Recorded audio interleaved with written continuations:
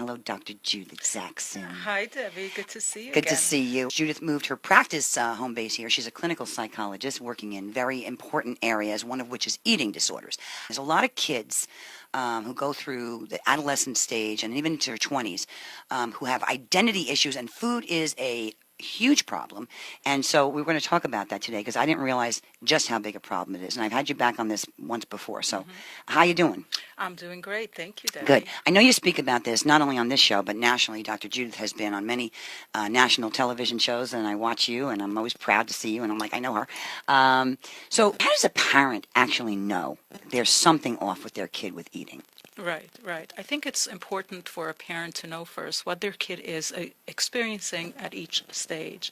So when a kid is in high school and in college and even graduating college, there's so many changes, right? They graduate college and they think, now I'm ready, and they can't find a job. If they find a job, they don't get paid enough.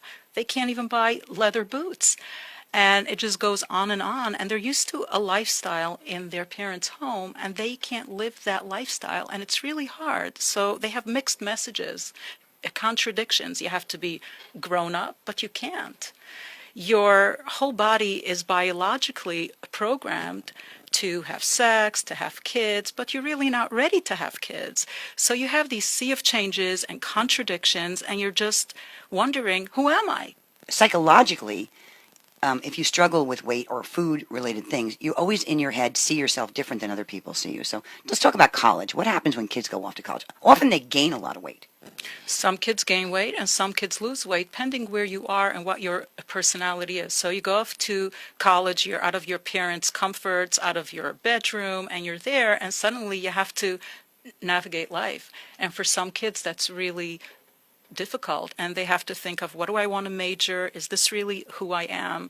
And when life gets too difficult, we find something easier to focus on, and that can sometimes be weight. It can be, if I'm 110, my life is perfect. It doesn't matter what is happening out there, if I'm messing up in all other places. So then kids become drug addicts, they can become food addicts or not eat at all. They can get many different things that they didn't struggle with, like OCD, fear of elevators, fear of driving, because in college, kids go out, but they meet youngsters in bars when they're drunk, when they're high, and they find themselves in situations that's really hard. So they don't even know how to navigate life, how to meet other kids, how to meet girlfriends and boyfriends. So it's this vicious cycle of the unknowing and changing. When does it become a problem? When do you notice it's a problem? When do you notice it's a problem? If it interferes with the quality of your life. What do I mean by that? I mean that if the kid keeps thinking about food, if the child doesn't want to go out and socialize, if the child feels that they'll never find work, when there's no hope really, because identity is all about hope. Within all these changes, you still have to be hopeful that I'm still me and I will find who I am. Does it typically, when people come to you and they need help, okay, for eating, is it the kid who figures it out, or is it the parent who figures it out?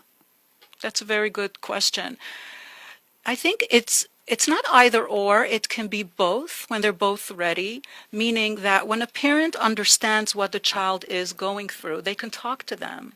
They can really understand all these changes and how they're living at home, but they really shouldn't be at home, how they're asking for help, but they shouldn't be asking, and they're feeling sad, depressed.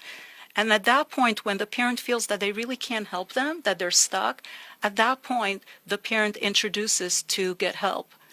I'm seeing two sides of the eating disorder. One where a kid gains a lot of weight and goes into depression, and one where somebody is too thin and becomes, introverted. Am I missing a category? You're actually not, because eating disorders goes in both sides.